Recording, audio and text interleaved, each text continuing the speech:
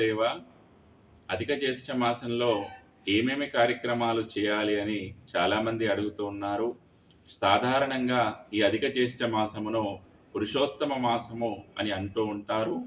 కావున ఈ మాసం లోపల స్వామివారికి సంబంధించినటువంటి కార్యక్రమాలు శివకేశవులకు భేదం లేకుండా కార్యక్రమాలు నిర్వహించడము, దీపారాధన చేయడము, ఆ తర్వాత అధిక జ్యేష్ఠ మాసానికి 33 అనేటువంటి సంఖ్య చాలా విశేషమైనది కావున 33 అరిసెలను చేసి నెయ్యి బెల్లంతో కలిపినటువంటి అరిసెలను చేసి సద్బ్రాహ్మణునికి దానం చేయడము, దక్షిణతో కూడినటువంటి దానం చేయడము లేదా అల్లునికి దానం చేయడము అనేటువంటిది ఆనవాయితీగా సాంప్రదాయంగా వస్తూ ఉన్నది.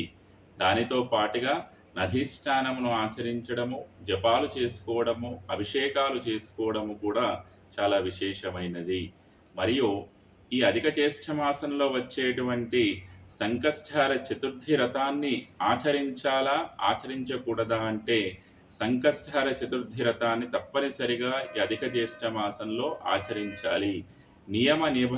నియమాలన్నిటిని కూడా పాటించడము శాస్త్ర సమ్మతము. కానీ ఈ సంఖ్యను ప్రామాణికంగా తీసుకునకుండా జ్యేష్ఠ మాసాన్ని ప్రామాణికంగా తీసుకోవాలి.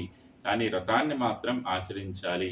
అధిక జ్యేష్ఠ మాసంలో చేసేటువంటి సంకష్టహార చతుర్థి వ్రతం కానివ్వండి, మాస శివరాత్రి కానివ్వండి, ఏకాదశి కానివ్వండి, ఇలాంటి అన్ని కార్యక్రమాలు కూడా విశేషమైన ఫలితాలు ఇస్తాయని మనకు అనేక ప్రామాణిక గ్రంథంలో తెలిపినవి. కావున ఈ అధిక జ్యేష్ఠ మాసంలో పురుషోత్తమ మాసంలో మనం అందరం కూడా భగవంతుని సేవలో తరిద్దామని తెలపడం జరుగుతున్నది.